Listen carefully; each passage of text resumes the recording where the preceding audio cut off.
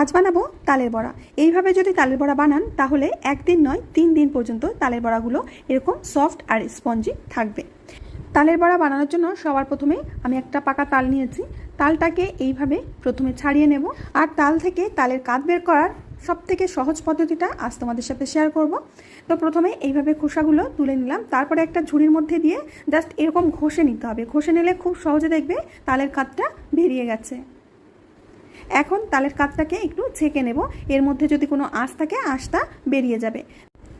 তাল ছাঁকা হয়ে গেছে, দিয়ে দিচ্ছি স্বাদ বুঝে লবণ, আর এর সাথে দিয়ে দিচ্ছি 600 গ্রাম ময়দা, সাথে দিচ্ছি 250 গ্রাম চালের গুঁড়ো, 100 গ্রাম ডেজিকেটেড কোকোনাট, ফ্রেশ নারকেল করা থাকলে সেটাই দেবে, আর সুজি ভিজিয়ে রেখেছিলাম সেটা দিয়ে দিলাম।